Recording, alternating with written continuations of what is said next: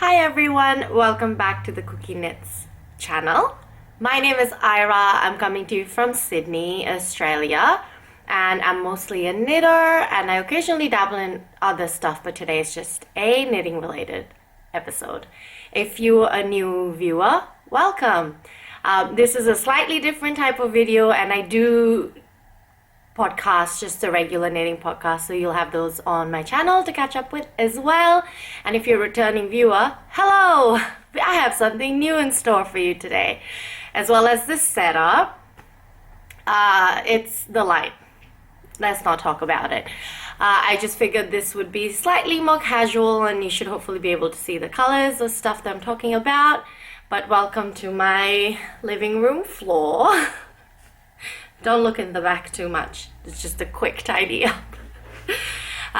Today's video, I don't know what the working title is that I've decided to go with, but in my mind I've been calling it the What is Stuck in My Ravelry Queue video. And I know everybody doesn't have access to Ravelry, but I really find it a useful tool in my knitting life organization. So let me just explain a little bit about how I use my Ravelry queue and explain a little bit about what I want to talk about today. So my Ravelry queue, I exclusively put projects in there that I am going to make. It's not a I want to make, those go into my favorites. It's projects I am going to make. And most of them I'll have yarn for already. So it really is a what am I ready to cast on immediately type queue. However, I've been noticing that a few projects are just shuffling around in the queue, up and down, and I'm just not casting them on. So I wanted to go through those projects, mostly to A, talk about some other future plans I have, B, I need some help and advice, C, I want to rehash the projects. Maybe there's some you guys want to see. Maybe you can leave it in the comments and it'll really encourage me to get started on them, and maybe doing this video will also help me rediscover these projects that I really loved, and that's why I bought yarn for. I want to preface I want to preface this by saying that no project in here is a bad pattern or a bad designer. Of course not. If it was the case, I would never ever have bought yarn or wanted to knit it. These are just projects because of some issue or reason in my skill or mood that I haven't been starting. So let's go through them. Before we begin, I just figured I'd tell you what I'm wearing. I'm wearing the Ankers Summer Tee. This is knit in Drops Bell in the colorway Mauve.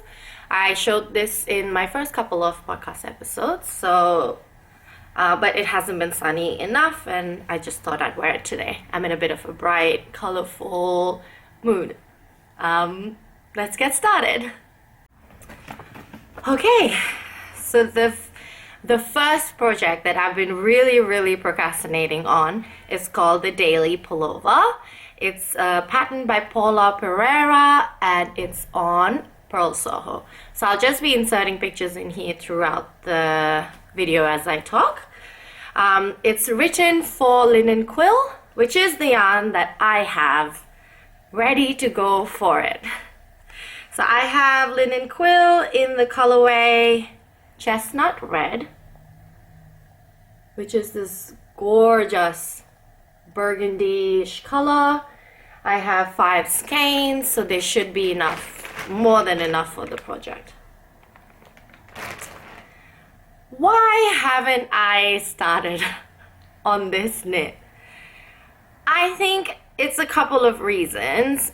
A, it's a stockinette project on quite small needles. So I know I'm going to be knitting on it for a while, and at the moment I'm really enjoying all of my knits and trying different types of patterns and different type of yarn. So I don't know, I think I'm too into new things to just make a nice stockinette sweater. However, I really want this sweater. It's so beautiful. I've never done a V-neck, like ribbing with the, what is it called, the double mitered decrease or whatever. So there is techniques in it that I want to learn. I was very, very, very inspired by Leslie from the Friend to Knit podcast. She's knit 3 or 4 of these. I love Leslie. She just has the most amazing taste in colors, and her style is great, and I love every single project she knits, and I want to knit them all, even though we could not be more different looking if we tried. But in my mind, it'll look the same on me, which it probably won't. So my goal is to cast this on at least by the end of this year, though I do have a few summer knits planned, so I'm not quite sure. But is this a project you'd want to see? Do you guys want my review on the linen quill? I know it's a very popular yarn, but Pearl Soho is quite like you have to order it in to Australia. So I know a lot of people haven't seen or tried this yarn. Do you want to try? Do you want me to try? Do you want to try? Do you want me to try? Let me know. The second project on my procrastination queue is one that I bought yarn for really, really early in my knitting career. And I've had this project on forever. So the project is called Skye, which is a pattern by Marie Wallen. It was originally published in her North Sea book, and now it's been reworked and it's called Maida, which is published in her book called Cherish, where she's redone some of her older patterns in her new yarn and altered a few things about it. So I do have her book as well. So I had a couple of issues in the beginning with this pattern. It was already going downhill. First, I didn't have the needle for it. The ribbing or something, like wherever you start the pattern, was like a 2-point something needle that I didn't have. And I remember looking at that and being like, a 2-point something for a DK weight? And the original pattern's been written and designed for felted tweed by Rowan, which on Ravelry is classified as a DK weight, and I know it's sold as a DK weight, but it's used from anything from 4-ply sport weight to DK gauge. It's one of those yarns that I think it's a lightweight DK. So when I did the yarn replacement, I bought the Bendigo Woolen Mills Rustic 8-ply DK, which is a very chunky DK weight yarn. It's light worsted for sure, and that was just not the right yarn for it. So I shelved it for a bit. And then I bought a second sweater quantity of yarn for this project. So I bought this yarn. It's the Knit Picks palette. The gray is called Mist, and the blue is called CL. And I bought a sweater quantity, so I do have enough. Since then, I have acquired the Marie Wallen Cherish book, as I said, and from the quick read through I did, it said that the sweater's been lengthened, and I think the gauge is the same, but when it's rewritten, it's written for her British breeds, which is definitely color work 4-ply, so I think this could work. But I just need to check the two patterns, cross-check and see if the gauge isn't the same, or if there's any differences in the stitch counts to cater for 4-ply yarn, because then I'll have to knit out of the book, not out of the original pattern, but I like the length of the original pattern. So all of this math is why I've been procrastinating. I did have a goal in 2022 to do a Marie Wallen knit. However, realistically, I think this might be a next year cast on. I might actually cast it on as my New Year's cast on, so that I have cast it on and I don't have a choice. Because sitting in my bag at home for 2 years is not a good use of beautiful yarn and a beautiful pattern that I want to knit. So this will be coming. If you have knit this before, or if you have compared it with the new pattern versus old, or anything, just let me know. Let me know what yarn you used as a substitution. My next project. These projects are in no particular order, by the way. I'm just yammering through, just ranting all of my inner knitting conflicted thoughts. My next project online is actually the Ankers sweater. It's called Ankers sweater my size. I really wanted to use this yarn for it. It's called the Payton's Australia Wanderer. It's 100% Australian Corriedale wool. And I have it in this mustardy, and I know like knit up it looks a bit mild, you know, type heathered, not heathered, mild type look. And I have 6 skeins, which is enough for the sweater. However, where I got stuck is that I've already knit this. I don't know if I can just knit a sweater out of this pattern, if I need to buy the separate pattern. Is there that much of a difference? I don't know if I want to have 2 of the same. Have you made both?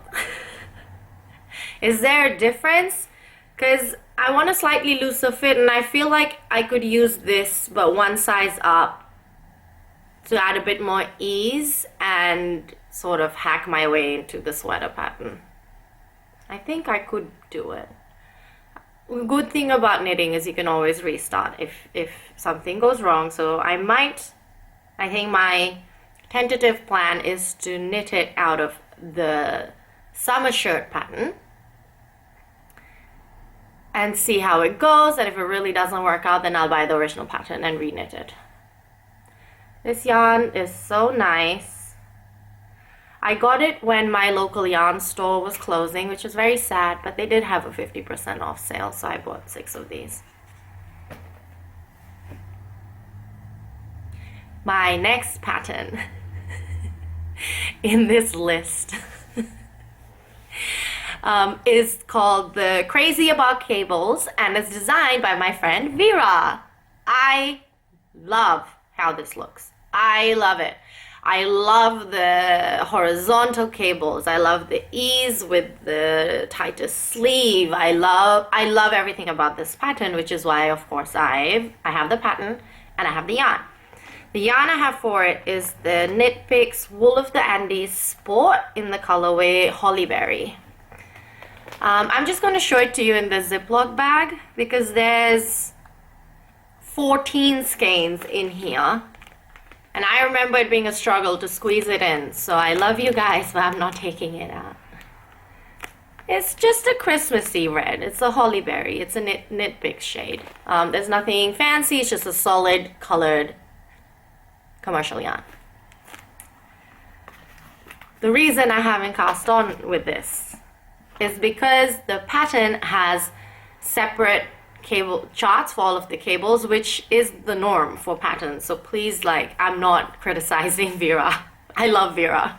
I've already talked to her about this and she thinks I'm crazy because I cannot count rows in cables. I find it so confusing. I have to double check every single time, and with that many cables I'd just be stressed out. So I was thinking I might try Knit Companion. However, I hate knitting off a screen. I'm a paper person. I was also considering maybe editing the charts together to make one long chart so that it moves at the same time and I can print it out. Or more realistically, I've nowadays started, when I have a cable, I've just started putting a light bulb marker in the row that I do the cable. I do the cable, I put the light bulb marker, I knit up until I need to do the next cable, I do the next cable, and then I move the light bulb marker up. And I've been finding that that works quite well for me. So I think I might be ready to cast this on. Do any of you have this issue of not being able to count rows in cables? Do you see what I mean? Like, this whole video is just how I can't process, or I have issues with basic standard knitting. If you have any suggestions, let me know. Otherwise, I think it might be the light bulb marker method. Copyrighted by me. I'm really excited. I really want this piece. I like a couple of our friends test knitted for Vera as well, and I love each and every version. So I really should get over my fear of knitting separate charted cables. I think where I went wrong was the first ever complicated cable piece I did. It was one chart, even though it had multiple. Like, the designer had done it that way. So I got spoiled, and my brain just can't figure out the separate charts anymore. The next pattern in line is called the Svenson by Jared Flood. And I have yarn for it. I have the Cleckheaton Country Naturals 8 ply in this sort of dark blackish navy tweed yarn. I, again, have the same issue. I haven't bought the pattern yet, so I don't know, but I assume it'll have separate cable charts because that is the norm. The other issue I have is I don't have enough yarn of this. I have 13 balls, but I need exactly 19, so I'm gonna get 20 to be safe. And I will be knitting this for my husband. However, I usually just knit him one sweater a year. So this might be his next year sweater, but I do need to buy more of this yarn. This is an older label, so I know for a fact it's not going to be the same dye lot, but it's still in production and it's a commercial yarn, so maybe I can, you know, do the back a different color, the sleeves, or I can alternate skein or something. Like, I'll figure it out. But I should buy it before they stop producing it. I also really want to make there's a rewritten version of the Svenson for women. Oh, I can't remember what the name is at the moment. Svenson for her, I think that might be it. I love that one too. So I want to make one for my partner and one for me. So I will have to get over my fear eventually. My next pattern that I have the pattern, I have a yarn. It's called the Osgoode Slipover by Joan Ho. It's a really cute cabled vest. It also has separate cable charts, but not as many, so I feel like I could handle this. However, my issue is actually the yarn I have for it. I'm not sure if it will work, and this is where I really want your guys' advice. So I have 4 of these Knit Pick Simply Wool Twist skeins in worsted weight. So as you can see, they're a mild yarn, and I have a gradient. So my plan was to go light to dark to make like a gradient vest.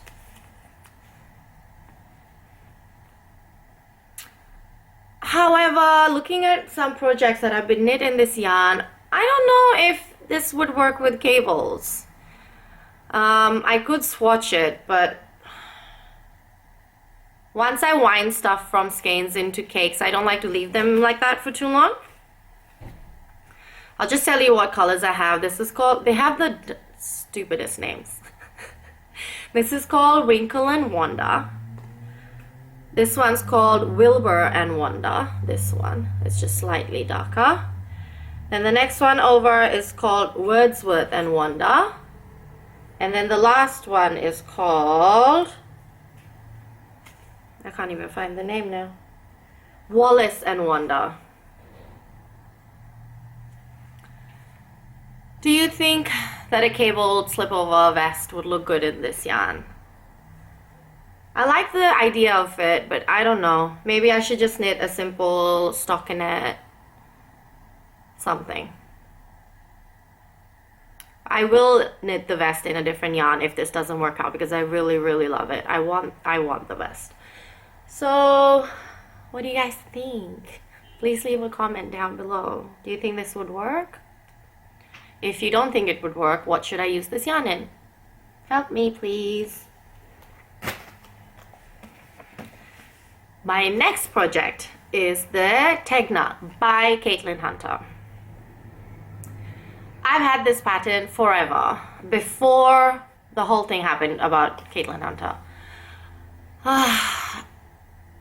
I am not going to waste a pattern I've already bought. So I did manage to find some stash yarn that I think would work for it. The yarn I have for it in mind is the Osgoode Tides in the colorway Dune.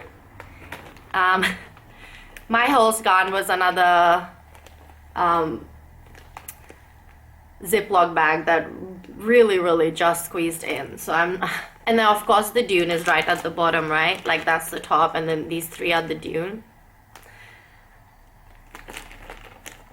There we go. You can sort of see the color, and I've done a little gauge swatch of it. So just a nice tan gold type color. I have heard a lot and read a lot of different projects on this pattern because it's such a popular pattern. There's so much information out about it, and most people have issues with the armhole that is specified for their pattern. Also, it's written for a 4-ply. The Tides yarn is just a touch thinner, so it would be about a 3-ply, if not a 2-ply. It does puff up with blocking. I'm fully looking at the wrong one and trying to read the specs. I would be okay with a slightly gappier gauge in the body, but if the arm is already going to be tight, I will probably have to cast some more stitches, and then I have to do knitting math, and I hate doing knitting math, so I'm just procrastinating. The other option would be to knit it and then do either like immediately pick up and do like a short rib, or do an I-cord and just have like a sleeveless without the sleeve. Let's see. I do want to eventually use this pattern because I've already bought it. I don't know. What do you guys think?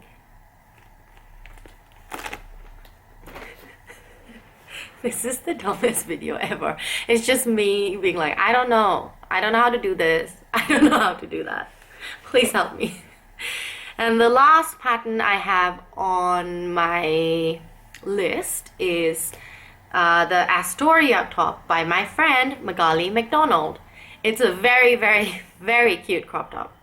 I was having a couple of issues with it. It's knit in sport weight, and she's knitted in 100% merino wool, but I wanted to find a blend that has a bit of cotton, a bit of wool, because it's quite hot here, and then with the ribbing as well, I think it might be too hot if I knit it in a pure 5-ply wool to wear in the summer.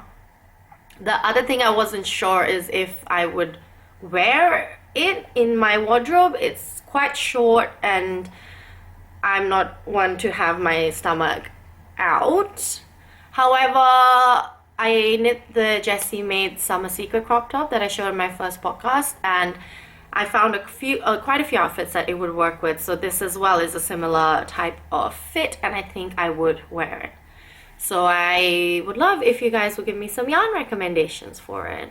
Some sort of plant fiber wool blend in sport weight. I do know people that dye 5-ply, but I would probably prefer it in a block, like solid commercial yarn. So if you're in Australia and if you have any yarn suggestions for it, please let me know down below. And that's the last one on my list. So these are the 8 projects that have been hanging around in my queue for a while, with me just procrastinating and adding just prioritizing newer projects, when usually I try to go old to new, but these ones have been there for a while. Is there any ones that you particularly want to see? Do